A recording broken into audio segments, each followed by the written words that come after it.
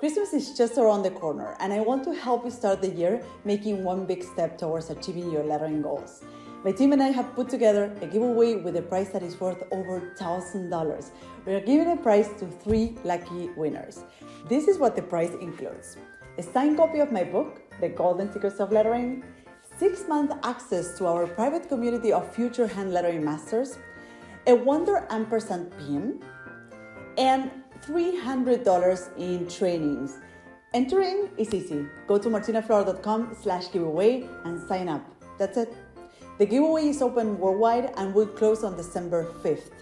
3 winners will be chosen at random and will be notified right after the giveaway closes. Start the year leveling up your creative skills and become part of our community of hand lettering masters and artists. Good luck and Merry Christmas! Hello, and welcome to another episode of Open Studio. I'm your host, Martina Flora, and in this show, I have honest conversations with artists, designers, and creatives to uncover their story and the specific tactics they use to build a successful career around their skills and the work they love doing. My guest today is New York native Jon Contino, who is an influential staple in the design and branding community. As founder and creative director of independent branding studio Contino, he has produced award-winning work for household names and received some of the industry's most prestigious honors. In 2018, Jon published his first book, Brand by Hand, in partnership with Abrams Books, and he currently runs Ugly Books, a collection of customizable notebooks. This is the last interview of the 3rd season, and before we get into the episode, let me share with you a secret. As a host, I do my best to conduct conversations that are honest and open. I try to make my guests forget about the fact that they are being recorded so that I can bring to you the real stories and show you the behind the scenes of the life of an artist. The truth is that I don't always succeed, but in this conversation, Jon Contino has helped me accomplish that and more. Jon went deep into the stories that made him one of the greatest references in design and illustration of our times. He shared his personal path as a creative, his fears and strengths, the rough things that he went through as a child, and showed us how all of that is infused into his life and his signature style. During the show, you will learn what are the things that will help you stand out from the crowd as a creative. You will get insights on how to find your artistic style, and you will feel less alone in your creative path as Jon gives you a peek into the challenges he faced along the way, some of which you may have experienced as well. And stay until the end, because for this time only, I will be sharing a bonus snippet of a conversation we had off the record. Enjoy this conversation with Jon Contino.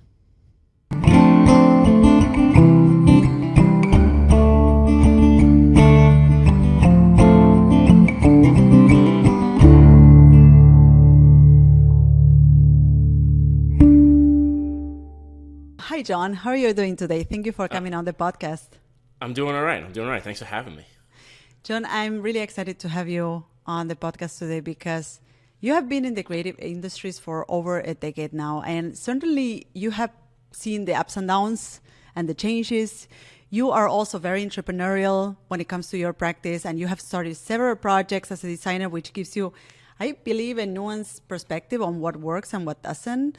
And we're going to touch on a myriad of things today and topics today, but I normally like to start the episodes with a strong question that will hopefully open several topics of conversation for us. Mm-hmm. So how do you think an artist, designer, and creative stands out on an increasingly busy world nowadays?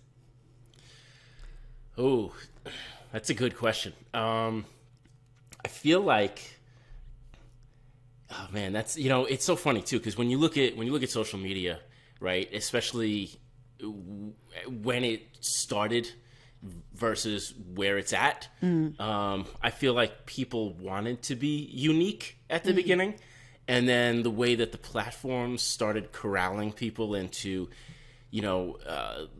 similar buckets and things like that, then it was more of a exercise to be more like the popular bucket. Right? And there was a lot less experimentation and a lot less of trying to figure out where, your own personal style is from and where your own ideas come from, and more or less like, how do I fill into the algorithm and let people see my stuff. Yeah. But at the end of the day, the amount of uniqueness gets filtered out, and kind of that kind of like sameness and kind of like the people kind of copying each other and stuff like that. You see a lot more of that. Yeah. So not only is it frustrating from a creative perspective as an artist who's been around for a long time, it's also, I think, frustrating for younger artists who are trying to develop something and can't because they feel like they need to be like X, Y, and Z in order to have anyone even see their work. So I think in general, it's been a pretty frustrating experience for the last 10 years or so. And, I always feel lucky that when I started was like the mid 90s, and there was the internet was pretty new. And if I wanted a job, it was like, I called people on the phone and asked them if they needed a designer. I went to places and sat in lobbies with a portfolio book and tried to meet people to hire me for stuff. And it was very much a different world. And it was a hard thing to do because it's very uncomfortable. And now it's just like the opposite of uncomfortable. It's like the most comfortable thing to do. But you also don't get anywhere. So it's tough. I mean, at the end of the day, I still will always suggest that you be yourself and you follow your own ideas. And I think when people see something and when they finally do see your work, I think they'll appreciate the fact that it's honest and original and unique. And I think that's always going to be the most important when it comes to art is to, communicate your own, version of the world to people out there so they can have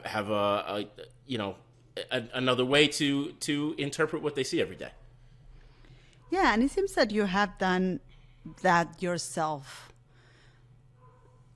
throughout your career, right? When I look at your work and at your portfolio of work, it looks very original. It looks very you. And when I, preparing for this interview, I was going through different interviews of you out in the internet, and it seems that your own story is very connected with the kind of art that you create. The connection that you see between your art and the music you listen to, or your influences and the things you're interested in.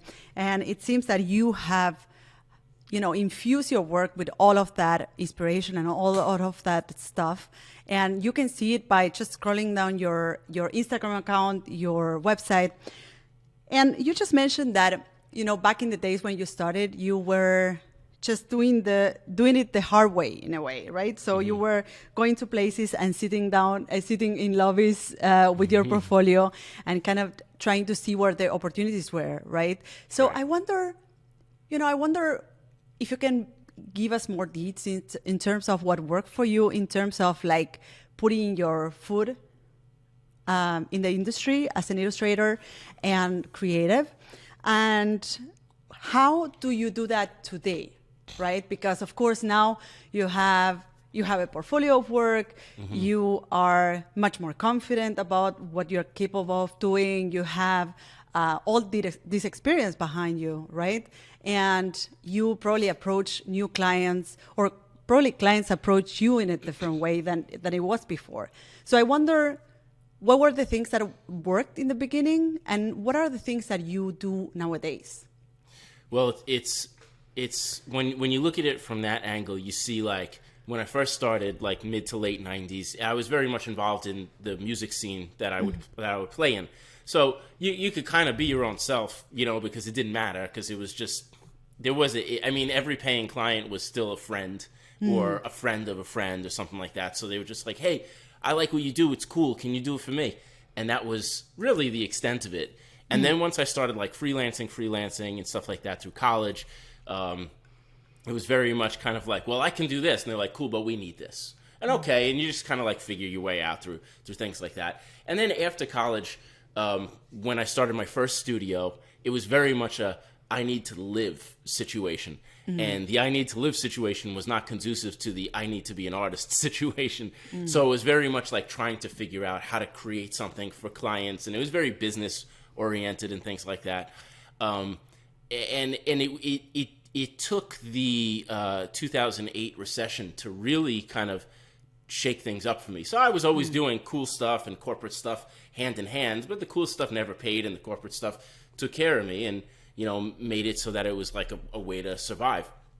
And then when the recession hit, my partner at the time, Matt Gorton, we, in our studio, we just like, really just were like, we had no way to kind of make money because as the recession hit, a lot of businesses started closing and we had to figure out a way to keep the lights on, essentially. Yeah. And I've told the story a few times, but I think it's always funny to reiterate like how things can really get started. So up until this point, 2008, right, I had been working for, as a freelancer or in a studio or with someone for about 10 or 11 years. And it was, I was still young enough anyway. I was only, 25, 26 at the time. And it was very much try to figure out, like, how can I be someone that someone cares about in the design world? And we were having a lot of trouble figuring out how to actually do that. And around this time when the recession hit, we kind of just said, screw it all. Let's just do something fun and see what happens. And the TV show Lost was popular at the time, and we designed these like cool TV show themed t-shirts. Yeah. And we printed them ourselves and whatever. We were like, hey, what would someone like to wear? And it was around the holidays at the time too. So we put up a little web store and we emailed some blogs, and some blogs thought it was fun and they put them up, and we sold a bunch of t-shirts and it was great. And we were just like, hey, this is awesome. We also got a cease and desist from Disney to stop using their copyrighted material. But like, they didn't take the money back from us, and that's all we were worried about. So we were like, cool, let's use this money and make more t-shirts, except this time we'll do it the way that we wanted to do it. So long story short, we ended up creating a clothing company at that point. And that clothing company was the perfect platform for me to be able to develop my illustration style, my brand identity style, all that kind of stuff. So it's so funny too, because when I look back at when I was really settling into my freelance life, which was probably in the early 2000s, like 2001, 2002, I did a lot of music packaging. And that was kind of like where I felt most comfortable. But I always said that the two things I was worst at was logo design and illustration. And it's funny that that's what people know me for the most now, because it was just something I always loved to do, but I was just never, I could never really figure out what the trick was to doing it the right way, and how do you condense so much information into such a small amount of markings. So when this whole thing happened, I was kind of forced to learn how to brand a company, how to design products for the company, all these things. And illustration was a big part of it. Lettering was a big part of it. And it was very much like, if I'm going to do it, I want to do it the way that I want to do it. And I took all this inspiration, this stuff that I grew up with, New York City stuff, nautical stuff, like, historical, things. And I was like, let me just smash them all together. And my partner, Matt, at the time, too, he was also very much influenced by the same things. We kind of grew up going to the same shows and stuff like that. And by the time that happened, I remember thinking, I feel more confident in what I'm doing, but no one knows me for me.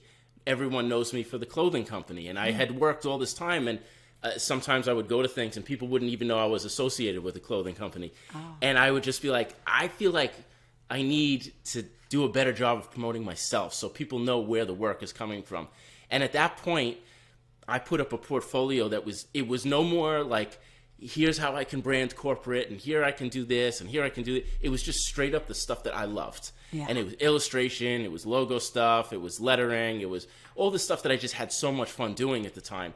And at that point, I think there were people that were able to take notice of my portfolio via the clothing company or blog posts or anything like that. And they were able to see that I had a voice, and it was a voice that I had either suppressed or not, I didn't know how to actually use for the previous, 10 or 12 years.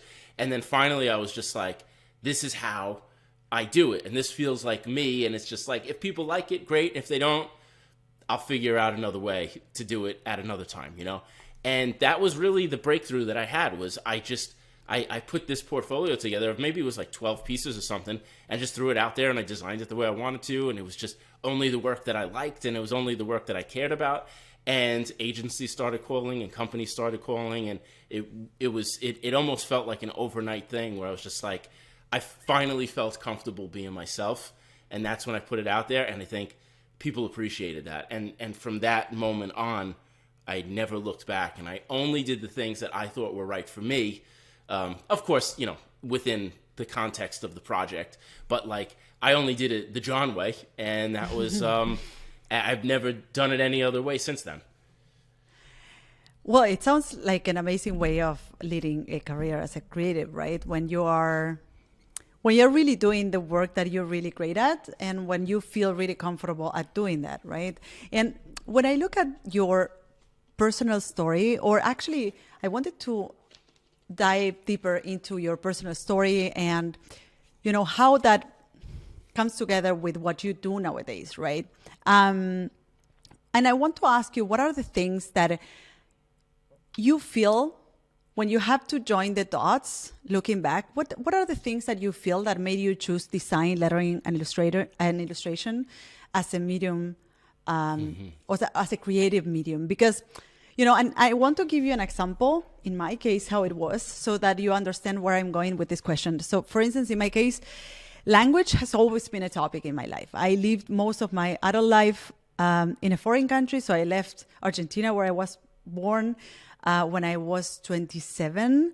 And that translated into an inability for me to communicate and express my ideas properly. And I believe that it is not by chance that my work has to do with giving shape to language, and is all about the storytelling with letter forms, because I felt so limited when it came to the spoken word, and in fact, I also believe that, my own style that is so decorative, is that way because I could get, with my art, I could get very nuanced. I could go into the details, whereas when I was communicating things with the spoken word, I couldn't, right? I had these limitations.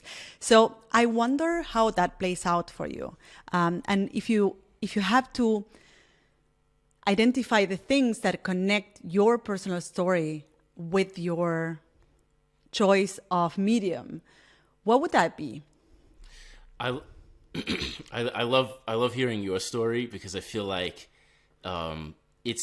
it's what a lot of younger designers don't understand yet, that I try to teach all the time. It's like, what is the reason for what you do, right? Like, where does it come from? And a lot of times when you're younger, you don't really know why. You just do it. Yeah. And then as you get a little bit older and you start to like kind of be retrospective of your life and how you got to this certain point and understand, you're just like, oh, that's why I did that. And it was the same for me. It was, I didn't really know why I did it and why I gravitated towards certain things. But looking back, it makes a lot more sense, especially these days now that I'm a parent and stuff like that too. So I'm the oldest of three brothers. My second brother was born with Down syndrome, and he's doing great, but he had significant heart issues when he was a kid. So when he was younger, and this is, in the early 80s, he had to have open heart surgery and things like that. And it was very much a strain on our family, because at the time, those types of surgeries were not very successful. So my parents, between working and spending time at the hospital, were very much, trying to be the best parents that they could. And I spent a lot of time with my grandmother, who was also an artist. And I come from a long line of artists. And she would, try to find ways to fill my days with things to keep me occupied that wasn't a hospital hallway, So she would take me to this. There was this amazing store in New York called Pearl Paint, which unfortunately is no longer around. But she would take me there all the time, and she would buy me all sorts of pencils and pens and markers and books about how to draw and how to write in calligraphy. And there was like a lot of these things that I would learn at a very early age. And also the interests that I had would kind of blend together. So I really liked sports, and I liked music, and I liked movies and TV shows. And I was very interested in replicating what I saw on posters and hats and, movie title screens and all that kind of stuff. So between these things of kind of like maybe creating this own world for myself to maybe like not be in this stressful environment that it was at the time. It was very much a focus. And throughout my life, as I dealt with varying levels of maybe like anxiety and you know, struggling with things like that, it was always the anchor point where I would say, this is the thing that makes me feel most calm and makes me feel most like myself without having to deal with, you know, the noise and all the stuff that would drive me nuts on a regular day. And that never really changed. And I would, you know, as I would get older, I would learn how to deal with certain things and, you know, struggle less with, you know, daily frustrations and anxieties and things like that. But the art side of things would always kind of be the, kind of like the anchor for me to always kind of find myself again and feel like this is how I can, you know, center my brain and just kind of like get back to zero again and just, you know, take a deep breath and just zone out and space out. And I remember even some of the worst times as a kid when I would have, you know, panic attacks and stuff like that, because that just became like part of my life as very early age. Like if I would sit there and I would just start doodling, eventually I would start drawing something and I would get lost. And, you know, my heart rate would go down and, you know, like I would stop freaking out, and it would be a really great way to kind of just like focus. And now that I look back at it and I, you know, I watch my kids grow up and I kind of think about all the things that I've done, it's become maybe the way that I've become hyper focused. So people will always say like I work like crazier than anyone they've ever seen, but I think it's because it's like this hyper focus kind of keeps me balanced in a way. So like, even though like I'll say, you know, I'll work like 20 hours a day every day, and people will be like, how do you do that? I'll be like, it feels normal to me, because it feels like that's the way I keep myself kind of centered and just like calm, for lack of a better word, you know? Thank you so much for sharing that story with us. And I think you touch on a very important point too. That is, you know, for every artist is very important to discover, why are you doing this? You know, why are you investing so much time into getting better at what you do? Why are you investing so much time into creating your art, right?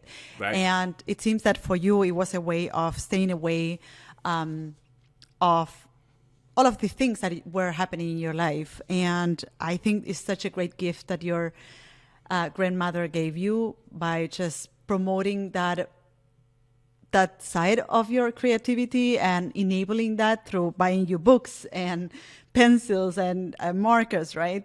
And I love that you touch on the fact that you work 20 hours a day, because I think it's a perfect segue to what's coming next, which is, you know, I went through a few interviews on the internet that I found from you, and there's one on Design Boom from 2012, and you described one of your days, or they ask you to describe how a regular day will look like for you, and you just mentioned that now, you know, a lot of things changed from 2012.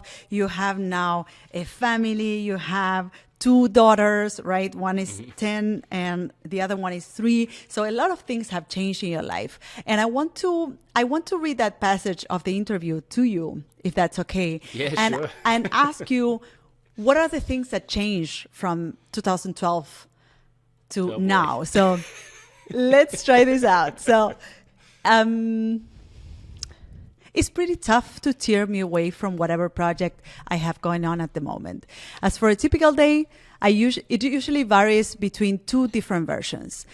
The first is the most common. Wake up, go straight to work for a few hours, hoop in the shower and grab some lunch, go back to work for another few hours, eat dinner, and maybe watch a bad horror movie, then work for a few more hours. The second basically consists of running around Manhattan trying to cram as many meetings into a day as possible. I love being untethered and going about things at my own pace, mostly because my pace is hyperdrive. So 10 years later, a family, 2 kids, A dog. It is November 2022 as we record this episode. So how does this look like for you? And what are the things that have changed, if any? Oh my God, that's so funny. Great job on your part for finding that. So not really much has changed, except there's just more that I have to jam into the day now, right? Yeah. So like the two versions of that are, I wake up earlier now than I did then, because now I have two kids that have to go to school. And then we get that, my wife and I will work together to get them ready and go to school. And then it goes to work, and then same type of thing. I normally don't get to get in the shower until right before lunch. So that's kind of the same. I'll eat lunch exactly the same way, work for a few hours, except then I have to go pick up my kids. So that gets crammed in there. And a lot of times, so instead of like working, like I'll, be sitting in the car waiting for my daughter to get out of school, texting and emailing and doing phone calls and stuff like that.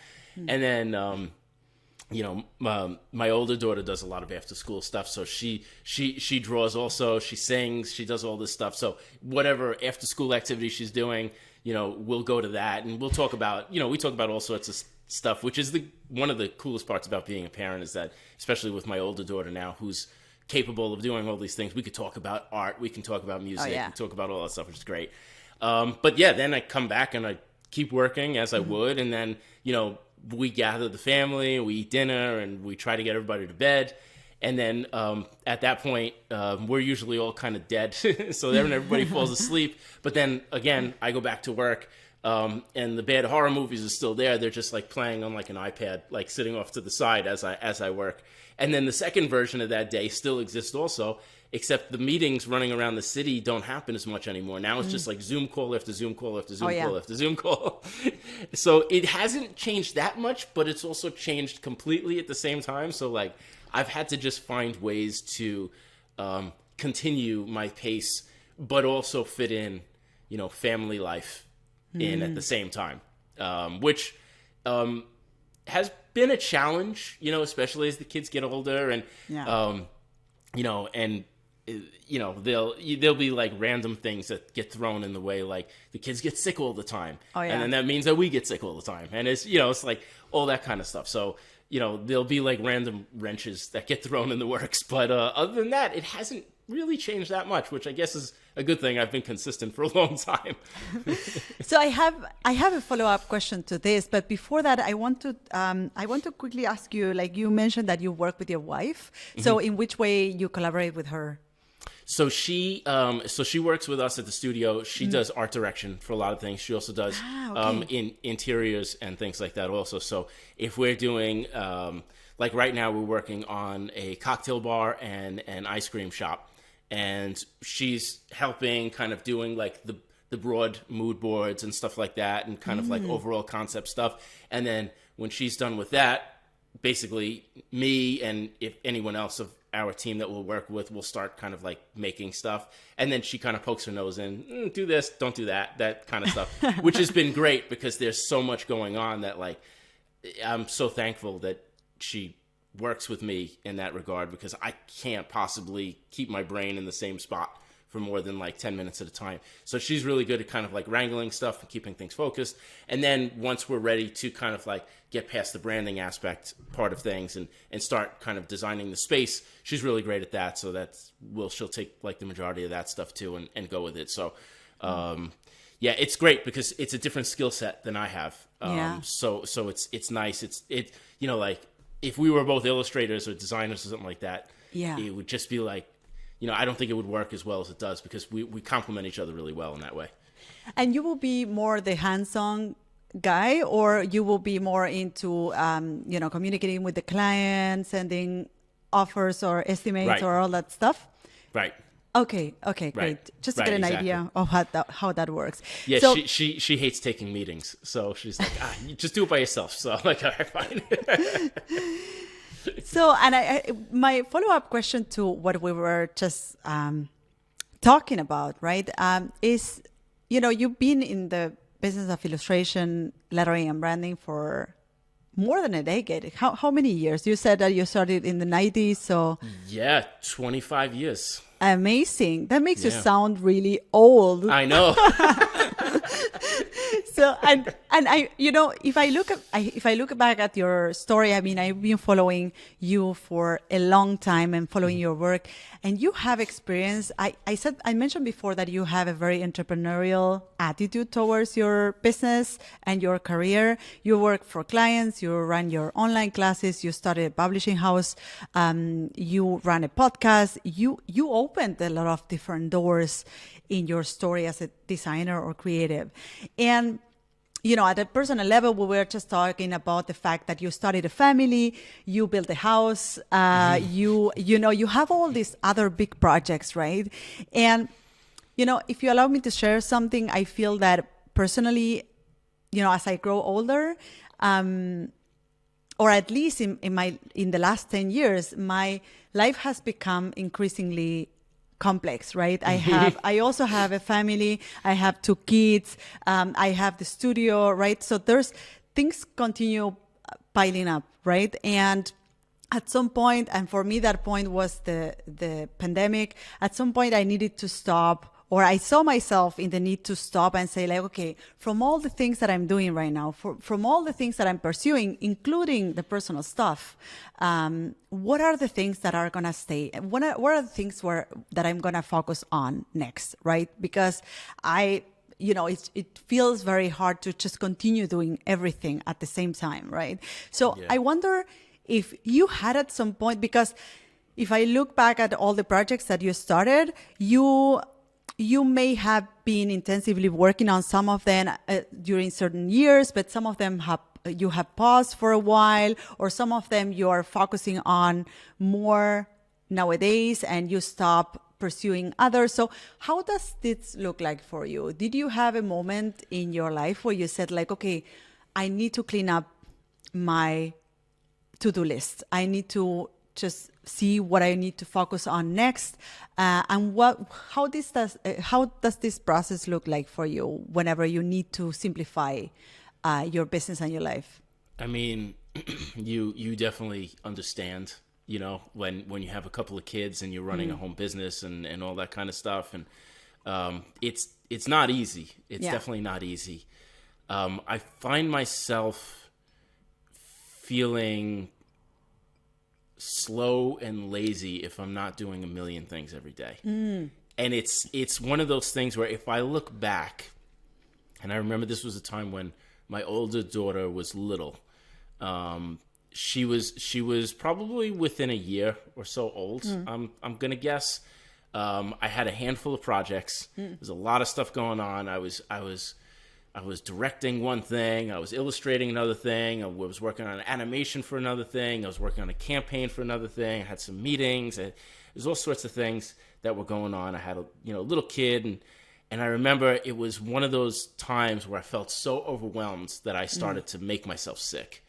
And I've been in that position a few times where I'm just like, my body doesn't feel right. I need to stop. Yeah. And I've pushed myself to that limit enough to know exactly what I'm feeling at this point. Now, looking back on that, which was maybe 8, 9, or 10 years ago, and I look back at the workload that I was doing then, which I feel like was probably a lot for most people. I look back at that, and I do that every day now, and I don't feel an effect from it anymore, which is, I don't know if this is like, I wouldn't recommend it for everyone, because I know that there's a lot of people out there that say, find that work and life balance and all this kind of stuff. But like, if I'm not running at a 1,000,000-mile-an-hour pace, I don't feel balanced. I feel very much like unhinged in a way. And I think my family, just understands that. Like even my little one, who's starting to understand it, she goes, "Daddy, why do you work so much?" And I'm like, that's what I do. And she goes, "Oh, okay."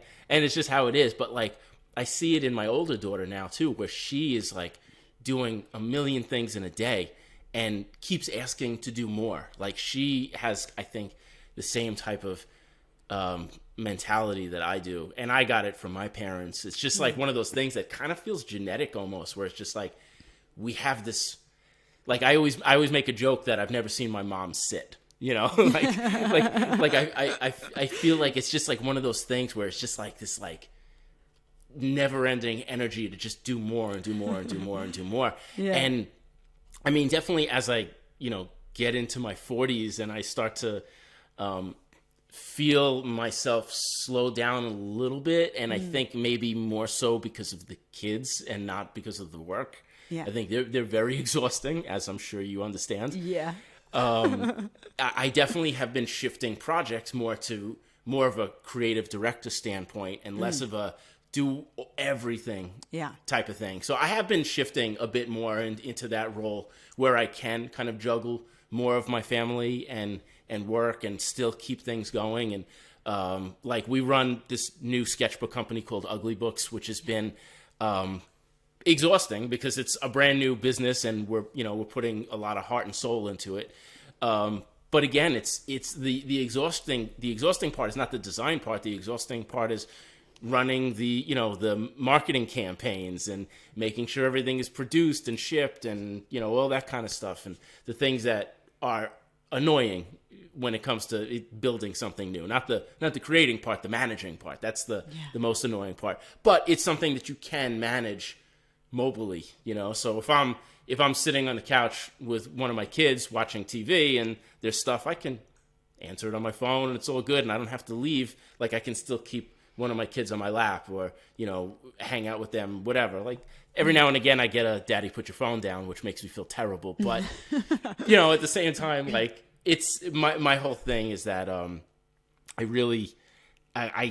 don't trust the world, especially in the state that it's in now. So I try to work as hard as I can to make sure that there's a comfortable life for my family, later on when they have to do it themselves. So a lot of it really kind of, it's gone from the passionate drive of this is what I love to do to that's a part of it, but it's also, I want to make sure that there's a future and that there's a place where my family can be safe and secure when, they get to that point to need it. That maybe I can't provide it every day like I do now. Yeah, and I have to say that circling back to what you mentioned before in the very beginning of why why there's a connection between the medium that you have chosen to be creative and your own personal story. It seems that you find peace in doing the work that you do, and this is why you just enjoy doing it a lot, right?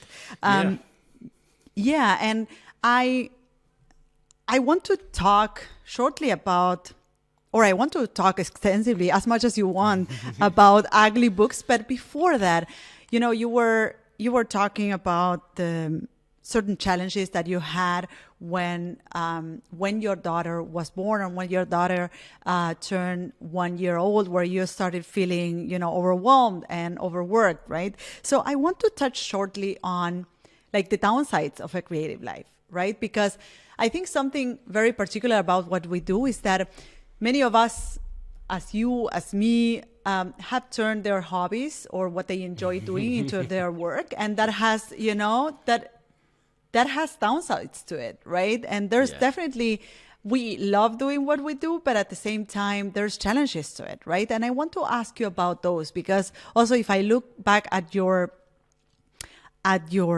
path as a creative, you have received some of the industry's most prestigious prizes, right?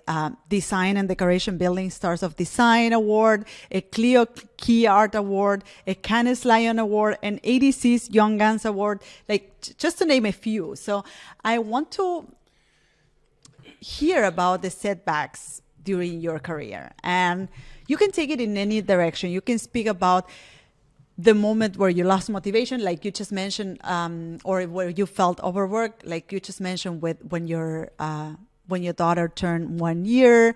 You can speak about the dark times where you didn't have enough work or some media scandal, whatever you want to touch on. Well, thankfully, no media scandals. Knock on wood. At least not yet. Not yet. It's the funny part is the darkest times is the fact that, like, I think most creatives know that this is very much a peaks and valleys type of business. Like when it rains, it pours, and when it doesn't, it doesn't. And it's just like it's very much you definitely have to be a certain type of person to be able to weather that storm, because it's like, yeah, you don't want to say no to work because you love to work, but sometimes it's too much, and then you want to start saying no, but then you worry, like, when some jobs are done, where's the next one coming from? Yeah. You know, and then all of a sudden you're just like, I wish I said yes to that other job, which is really the reason why I don't really say no to anything. Like I pretty much say yes to everything. It's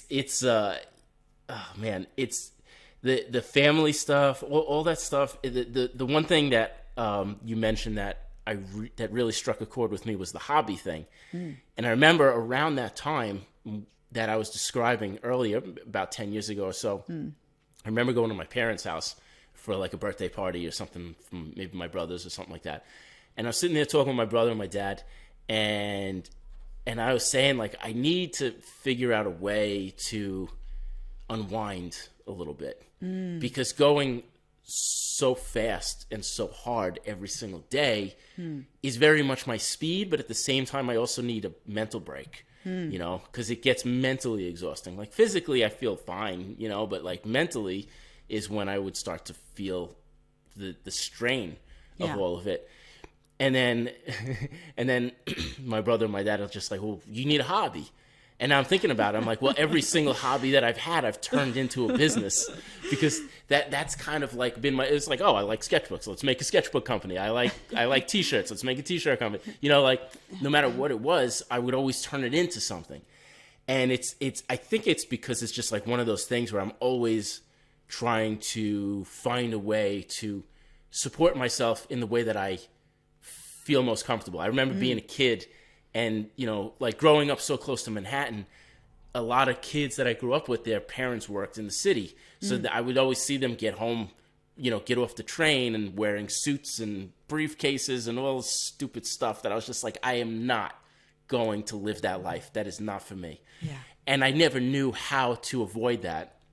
And I think I spend every single waking moment of my life avoiding that, you know? Yeah. But then there's also ways that, like, I need mental breaks, you know, especially these days. Like, I need to find it. And I think more so than the kind of business aspect of, like, bringing in new work and dealing with the ups and downs of the economy and the world and all that kind of stuff, finding those mental breaks is extremely, extremely important. So it's like I started exercising around that time, which I never did, because I was always like an athletic kid, and I could never gain weight. It was like one of those things where I was always like really, really thin, to the opposite effect of where people were just like, I can't eat this because I gain weight. Like, I had to eat a lot because I couldn't gain weight, and it was like one of those things, you know. So it was I never really worried about my physical health, because I was just like, well, I'm thin, I don't have to worry about certain things and blah, blah, blah. But then I realized one day I was working a lot and I had to run upstairs. And by the time I got to the top of the stairs, I was like, like I couldn't breathe. And I was like, I think it's time to start exercising. So I started exercising. And ever since then, that was at least one thing that I could not turn into a business. I can't turn, like that's not, I don't love it that much where I'm just like, hey, I'm going to start an exercise channel. Like, I don't care about it that much. But I do enjoy it enough that, like, if I exercise with my wife or a friend of mine, like, we can just talk about stuff and just relax and make jokes and not have to worry about stuff. And I can put, for the most, my friend Brian, who also doubles as my trainer, a lot, if I have like a crazy day, he'll see that, like, I'm just in between sets, I'm like checking my phone. He's like, oh, it's one of those days, huh? But like, for the most part, I can put it down and we can just joke around and just, exercise. And by the time, I'm done after like an hour or something like that, I feel energized. I feel better. Everything just feels good. I feel like I can sit down and I can focus better. And it really has done a lot to just help me physically, mentally, emotionally, just kind of like get back to where I need to be. So that's kind of almost taken the place of what drawing used to be for my life, because now that I draw for a living, it's almost like this is like a good way to kind of find peace again and just, push myself and take deep breaths and feel like my body is doing what it's supposed to be doing and not just like sitting in a chair and, giving myself arthritis, which I've done from just sitting in a chair for 20 something years. Like my neck, I have like arthritis in my neck now from just like being hunched over a desk for over 2 decades. So it's like being able to feel like my body's doing something right instead of wrong has been really, really helpful. And I have to say that I can so much, what you mentioned before about the parents of your friends going to Manhattan, all suit up to to work on a day job, and that you said to yourself that you didn't want that life for yourself. It's very interesting because I recently had a conversation with my therapist where she was, we were touching on certain fears that I had around my business and certain challenges that I had around running my business and stuff. And at some point she asked me, like, what is your greatest fear here? What will be the worst if everything goes downhill? What would be the worst? And I suddenly this answer came out of me. I didn't know that the answer was this, but I told her, like, I think my greatest fear is that I will have to go look for a job somewhere. Yeah. And, when you mentioned that it's like the one thing you knew that you didn't want to do. It's like I can totally resonate with this. And even we went through the ups and downs and the downsides of running a creative business. You can always, I can always remember this, that it's like, hey, this is, I love doing this because also I would hate just going out there and look for a job, right? Yeah.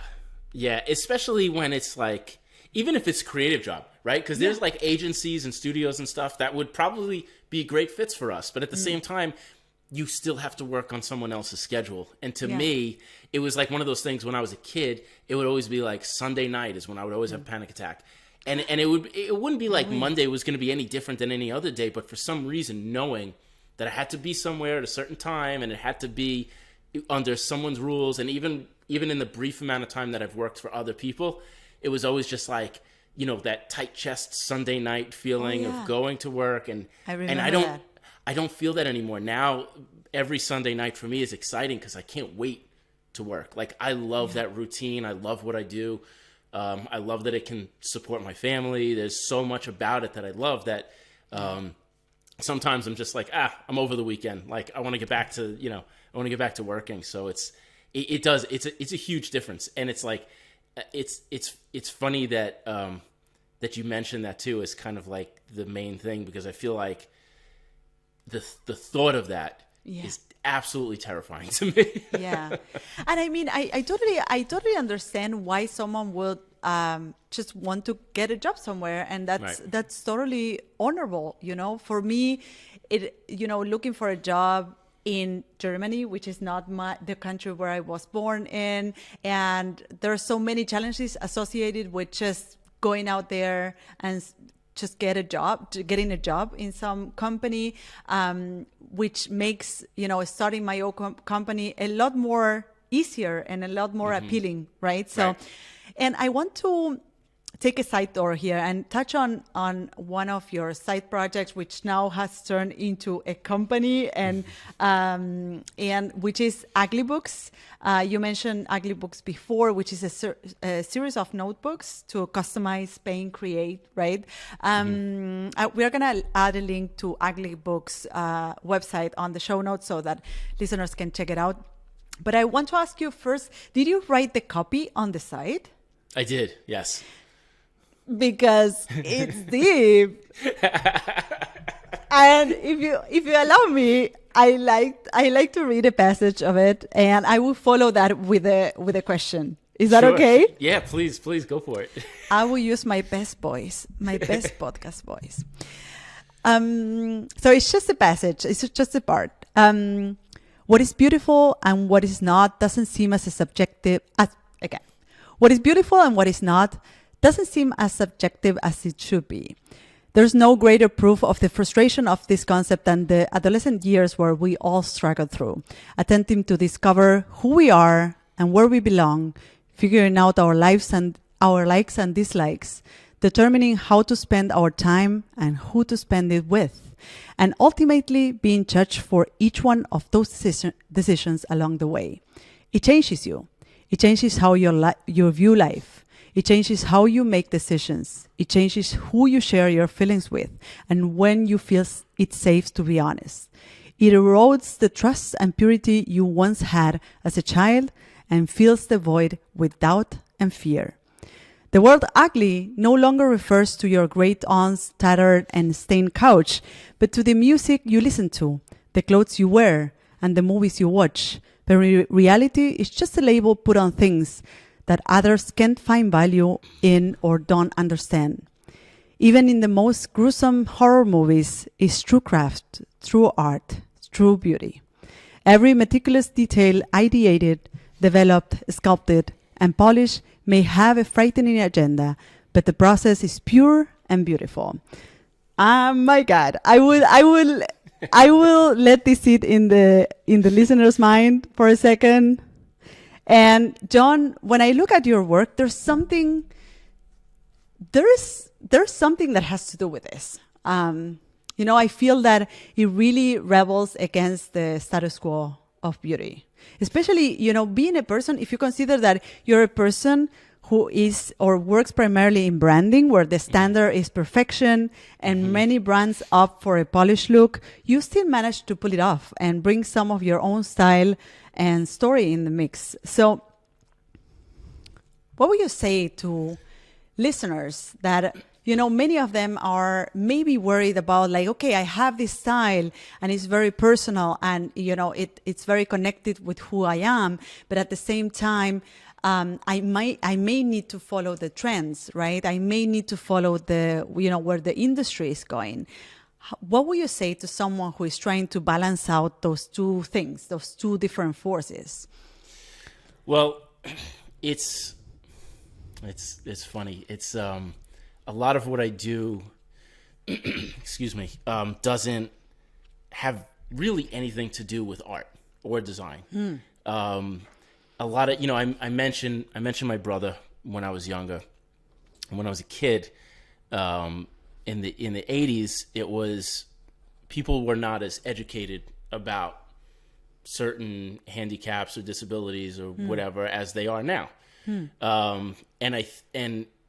I spent a good portion of my life listening to people make comments and staring and trying to take advantage of him or trying to push him around or whatever because they thought it was funny.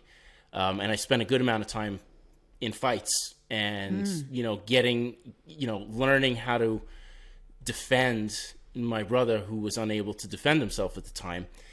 And especially today, I think, where we see a lot of people trying to fight back and defend, race, gender, orientation, all that kind of stuff, I see like a solid connection to the way that I grew up and the things that I dealt with and how other people struggle with their own identity or trying to find a way to just live life the same way as, a quote unquote normal person would go ahead and live life. Yeah. And I think that it's very much something that we can all identify with to an extent, maybe some people more than others. And it's something that I think is really important to be out there in the world. And for people who feel ostracized for one reason or another from society, from their family, from their work or school or whatever, because they feel like they're different, they feel like they can't fit in. To a certain point, we've all felt like that. Yeah. And there are some people who have a greater challenge trying to figure out what that is for them. And it's so, we all try to figure out our style and stuff like that. But I think when it comes down to it, and you look at some of the greatest artists in human history, whether it be painting, sculpture, music, writing, you name it, whatever the art form is, the people I think who are most successful are the people who are the most true to themselves and feel maybe, the most direct and the most honest with themselves. So confidence is kind of a word that is very difficult, I think, to deal with, because you can be very much yourself and still feel very insecure about it. You can feel very confident and be lying to yourself every single day, or you could be a mixture of the two. Yeah. But I think, when I sit down to create something, I don't think about the style as much as I think about the emotion or the attitude or the message or the the people that I'm trying to connect with. Like it's more of a manipulation of emotion than it is colors and words and things like that. So especially today, I think with just kind of the state of the world, to me it felt like the most important time to try and shine a light on it and make a product, make something that people can customize and create with and archive and save for the future, that they can come back and look at and say, this is me then, this is me now, and kind of watch progressions and use, color and shape and line and texture and all these different things to be able to visually kind of tell this story. I think back to when my grandfather died and we were cleaning out his house, and I was going through his closets and those notebooks and stuff that he used to show me when I was a kid, and having, keeping them, and then talking with my dad about it. And I in a very morbid way, but like in a very kind of realistic way, saying, my father was a contractor for most of his life, and I used to work with him, and he had all these like record books and date books and stuff like that where he'd keep his notes and everything.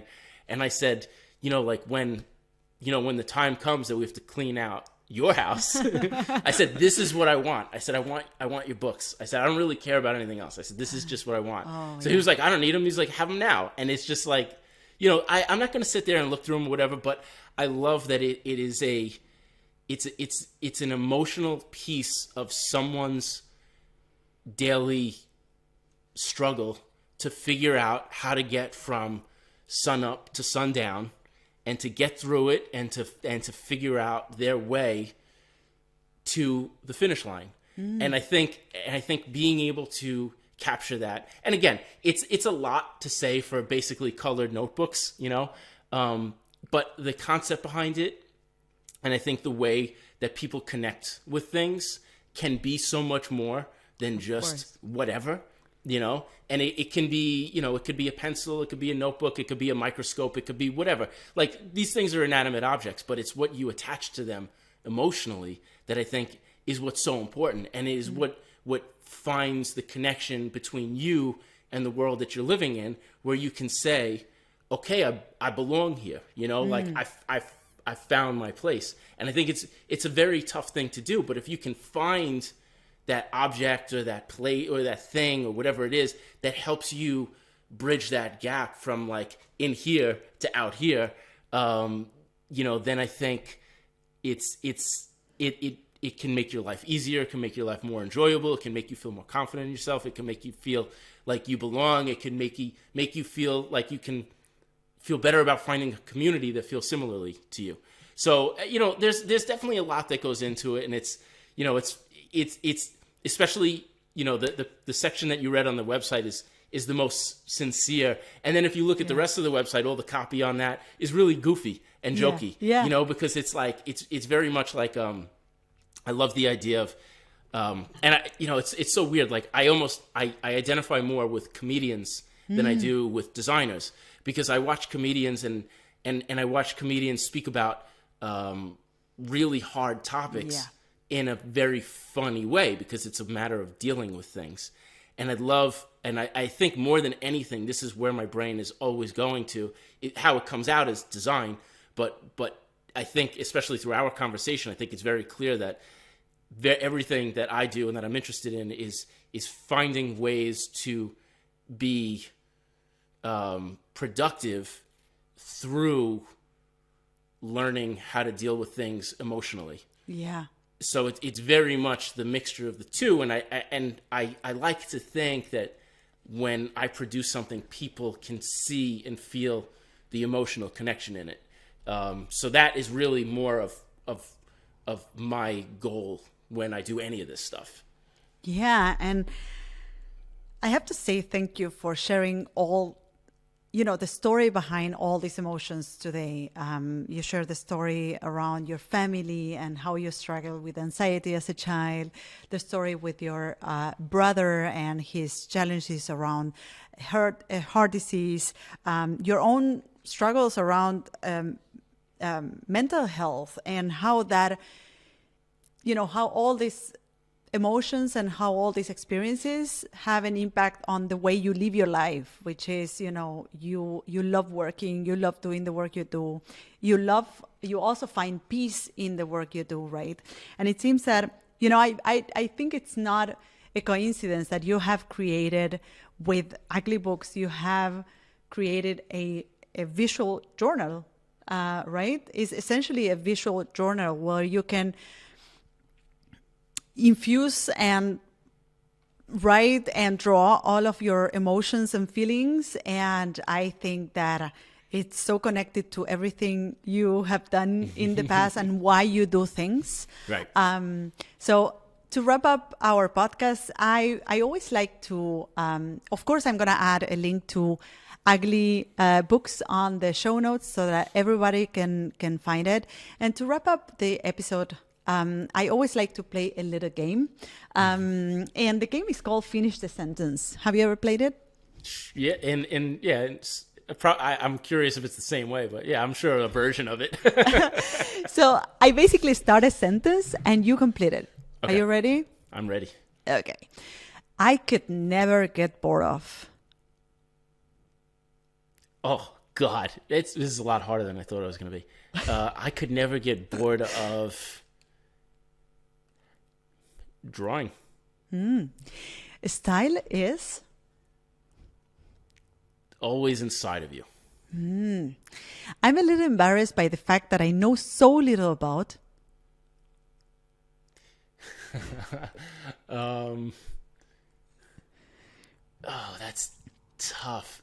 I honestly, at this point in my life, I feel so. I've learned how to be so honest about what I know and what I don't know. I don't know if I feel embarrassed about not knowing anything. Like, what do I? I guess I feel if I would. I do so much. I've done so much lettering and type in the past that I'm sure that my knowledge of type is still so much more limited than most people who are interested in it. That it's just like, all the little bits and pieces of letters and still the little the curves and the intricacies of the letters. Like, I don't know the names to all of them. I know how they work. I can make them. But like there's all the like all those. You can, there's like the X height and this and that and the ascender, descender, blah, blah, blah. There's the stuff that matters, right? But then there's all those like little ones that like type nerds are so obsessed with. Those things I don't know about, and I don't think I care enough to know about them because I don't really think it matters. I love the honesty. Your secret stays with us. Yeah. So if I wouldn't be doing this for a living, I would be... dead. I'm always chosen first when it comes to... family. Right now is a perfect time to work harder than I did yesterday. Oh yes. Thank you so much, Jon. This conversation was amazing, and I'm sure that all of our listeners have found a lot of value in all the things that you shared. Where can people find you? Well, this was great, Martina. Thank you so much. This is a great conversation. People can attempt to find me on the internet, but algorithms will do their thing. You could, Instagram at Jon Contino. You could find our studio page at continostudio.com. Uglybooks.co is a good place to find us. And then our Ugly Books social media handles. Someone stole Ugly Books like early on, so our Ugly Books stuff is always ugly books with an extra U at the beginning and an extra S at the end. Which makes a lot of sense. Yeah, right. It goes with ugly books and stuff. Exactly. You need to have an ugly handle. Exactly. So I felt like if we were going to do it, we might as well do it in a dumb, ugly way like that. So it makes sense. Amazing. Thank you, Jon. Again, I will add all of this to our show notes so that listeners can find you. Thank you so much, everybody, for tuning in today. And thanks again, Jon. Thank you. And see you on the next episode of Open Studio. Bye-bye. So this is it. I hope you loved this episode. You can find me, the host of the show, on social networks at Martina Flor on Instagram, Twitter, and Facebook. If you have a question or comments, go to martinaflor.com/podcast, where you can see previous episodes, find show notes, and send voice memos with your comments and questions. You can also watch these episodes on YouTube. Just go to martinaflor.com/YouTube to find them. You can, of course, listen to all our episodes on your favorite podcast platform. If you loved this episode, subscribe to this podcast. And if you leave us a review, it will help others find us. Thank you all for listening, and see you in the next episode of Martina Flor's Open Studio. Bye-bye.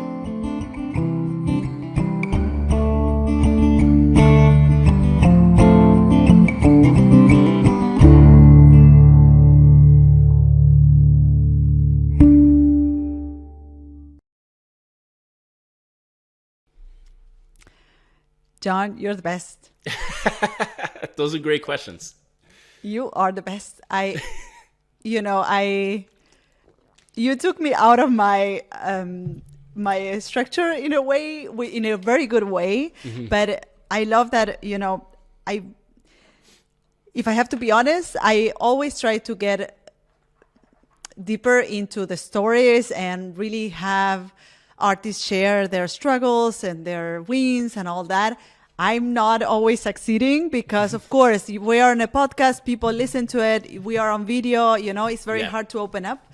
But I think I appreciate that you did that and that you share all that stuff that made the conversation very insightful and allow me also to come up with follow-up questions that I didn't think of. And that, and I think they made a good conversation, and also your answers really led to that. So I appreciate that. Yeah, I liked the way that you were going into some of the stuff, and especially like pulling some of like the passages was great, because it was, especially after all these years too, to like look back and be able to like understand the growth that's there, or the changes that were there. And it's so funny too, because you could try to ask designers so many things and artists, but like at the end of the day, everybody's really kind of, we do this because we don't want to be out there, Oh my God. So it's like I found that being able to have conversations like this, it does so much for letting people know who I am. So like there's so many people out there where it's just like they do good work, or they do this, or they do that, but like it's sometimes harder to remember them by. And I feel like if you can just be super honest and just be like the character that you've been placed on this earth to be, that's how people can remember you. And I'm not gonna lie, I would love to be remembered, you know? Absolutely. And also I have to say that, before this conversation, I had a different idea of who you were, and we have to understand this as well. Sometimes I feel that I'm giving a certain, or I'm communicating a certain thing, or I'm giving a certain view on who I am, but people don't get it entirely. And I think these conversations really allow you to go deeper into like who the person is, what your motivations are, what your story is, and and make you more human in a way, and perhaps some of the things that people thought you were, or that, people thought you had a certain attitude or whatever, like when they listen to the podcast, they hear like, hey, this is totally a person who I would totally be friends with, or, Can you, what what was the perception that you had of me prior to this? Ah, I'm curious. interesting.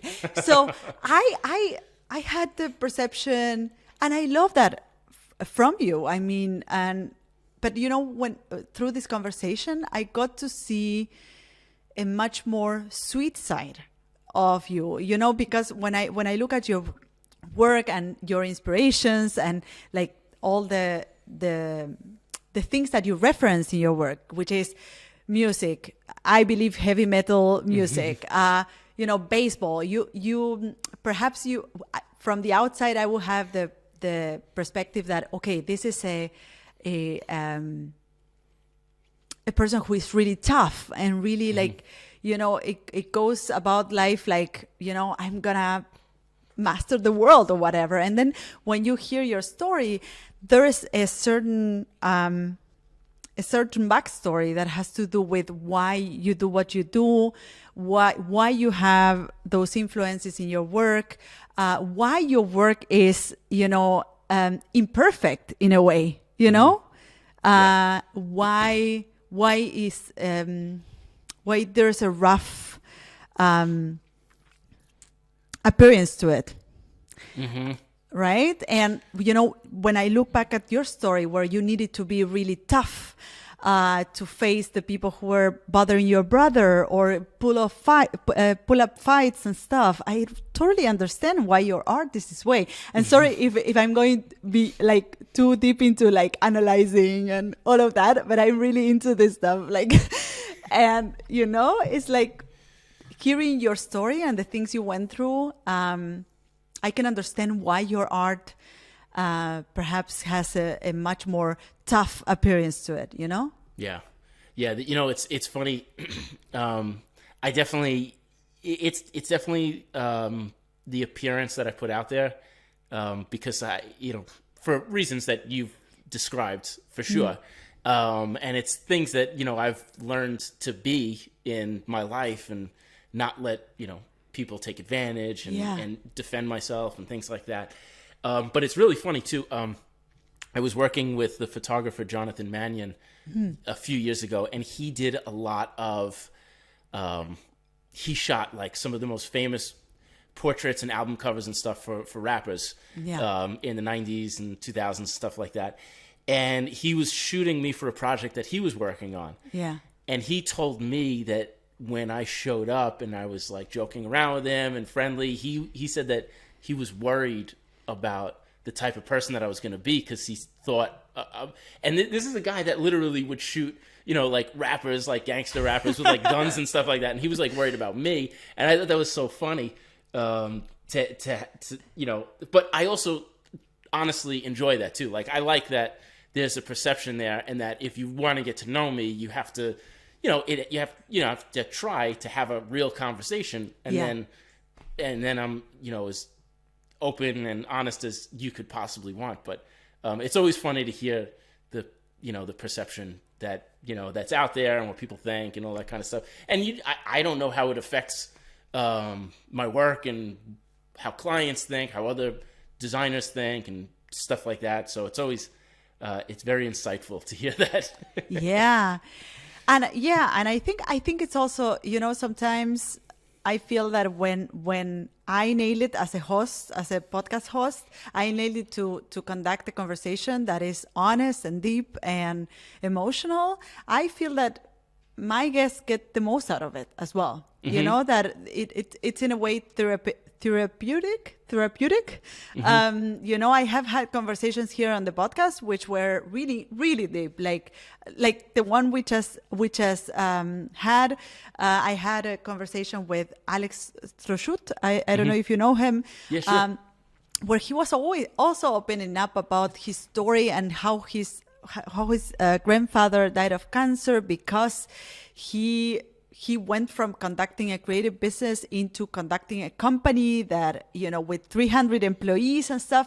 Like mm-hmm. He really, sometimes the conversations also bring something back to the guests in terms of like insights, like, oh, look, I do this because of that. No one really asked me, what is my real purpose behind what I do? It's not just pretty pictures.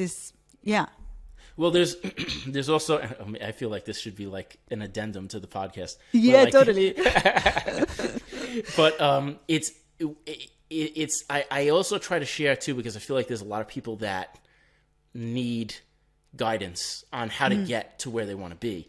And I remember when I was younger, I used to buy books all the time about design studios and stuff to try and understand how they got to where they are. And there was one in particular I remember buying, and I read through it, and it was basically like, we were nobodies, and then we did this, and then we did this, and then we got a studio in Manhattan, and now we work with Volkswagen and Sony, and I was like, whoa, there's a lot that's missing in between. Yeah. We were nobodies, and now, like, what is all that in between? Yeah, totally. Yeah. Yeah, totally. And sometimes, like, I really try to dive deeper into that because, I think, and I understand that as well. Like, I have almost forgotten how was my daily work when I started over 12 years ago. But of course there was a lot of struggle, a lot of like trying to figure out, a lot of like emailing people and calling people on the phone and there was a lot of that. And if you dive deeper into these questions, sometimes they come out, and sometimes you remember like, oh yeah, wait, I didn't only like put a portfolio online, when I started, but I also sent a couple of emails here, and then I went with my portfolio here and there, and then it snowballed into this and that, right? Right. Yeah, totally. Right. I feel that there is a gap in especially when it comes to like renowned designers that you see on the internet, and you think like, I mean, they are making it, and they, and and they a lot of people put on a show. Yeah. And they put on a show, and it's especially because of social media almost makes you feel like you have to put on a show. And it's just like, in my life, I've always just felt rebellion towards what everyone else was doing, which I think is what got me into the music I like. It got all these types of things. It's just, my experience always led me away from that. And it's just, there's so much to teach that's not design for someone to become a designer, that it's just like, I try all the time whenever I have the opportunity to share those things. And like when I speak in front of classes and stuff like that, I don't do slideshows. I've done lectures at conferences where I didn't have a slideshow or anything. I didn't have a plan. I literally just went up on the stage and just started telling stories about stuff and just, wow, you're looking. brave. Yeah, just like that is the tough John that I know, that I used to know. But it's almost like it's the idea of getting up on stage and showing the slideshow. Yeah. For me, I know it's different for other people, but for me feels very like I'm wasting an opportunity to say something that means something to someone. And I'd rather tell the story of when I had a panic attack when I was 10 versus when I did, branding for some big company or something like that. Because, that's great. Like, you can go to a museum and you can look at artwork, and that's cool, and you can appreciate it. But what do you learn from that? You don't learn anything from it. You learn from when someone tells you something that is personal and difficult and something that you've experienced or can at least equate to something that you experienced. And that, I think, is so much more valuable than just being like, well, here's this amazing thing that I did. It's just like, oh wow, John's amazing. But like, you walk out there and immediately you're just like, I want to go get a sandwich. We got to do this. I got to pick up my laundry. Like, you don't think about it after that. But when someone tells you something where you're just like, oh yeah, that was a thing that I was worried about or whatever. Like every time I've done a conference and I do a lecture like that, I have so many people that come up to me and just start saying, oh my God, it reminds me of this time. It reminds me of this time. And I love hearing that because it's just like, see, it's like, you can do it. Like, we can all do it, but you just have to, get out of the box that's your brain and just let yourself experience these things. And the more and more you experience, the more it creates your story. And then it's just a matter of telling your story and illustrating your story in a way that the world needs. Like, we need more different.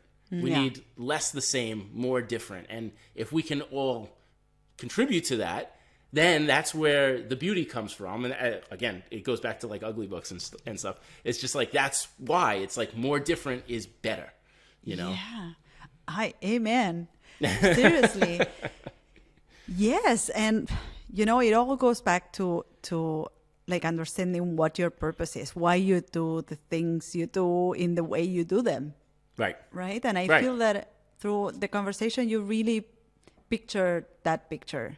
Right. You know, I got to join a lot of points which had to do with your own story and the way your art looks and the way you go about your everyday life, which for me make a lot of sense. And it's individual for each one of us. Like every artist that I have had on the podcast, they have a different way to go about things, you know, and it all connects when they allow me to see that and to go through that. Yes, it just all makes sense, right? And sometimes it's not even like super obvious for many of us, you know. It's not like you can tell your story and just communicate it like clearly, right? I bet that because you did all this speaking, because you went through all these things in your life, you started so many projects, you wrote so much copy in your different projects, that you have gone through different processes which allowed you to collect all this information, right? And to see, okay, why do I do what I do? What are the things that are, you know, what are the emotions and the stories that are connected with what I do? But for many artists, it's not like this. Right. And yes, and this is what I try to figure out in the podcast. Sometimes I succeed, sometimes I don't, and I don't blame anybody. It's just sometimes it happens, sometimes it doesn't.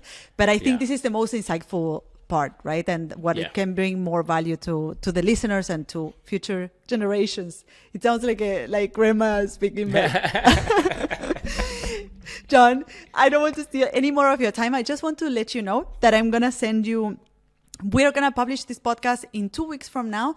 So I'm going to send you, I'm going to let you know when that happens.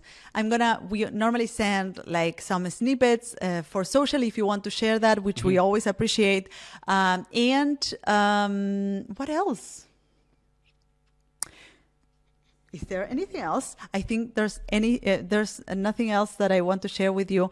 I just left to tell you that, you can count on me for whatever you need.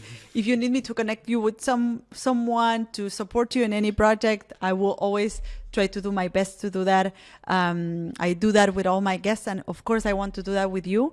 And also, since you mentioned, would you like me to publish this bit as an annex to our podcast? Yeah, sure. Let's do that. You know, it often happens that the most insightful bits are outside the podcast. Right. It's like, what the fuck? Yeah, I think it's always funny when you get to that point. You're like, shit, we should have kept recording, but I think you're still recording, right? So we are recording. We are recording. So, and just remind you that, you know, when we hang up the conversation, that you don't close the window. Just leave it open for 5 more minutes, and that's it. Cool. Yeah, this was great. I really appreciate it. And likewise, same to you. If there's ever anything I can help you with, feel free to reach out anytime. Amazing. This is great. It was great talking with you. Yeah, the same. And yeah, have a great day. You too. Bye. Bye. Take care.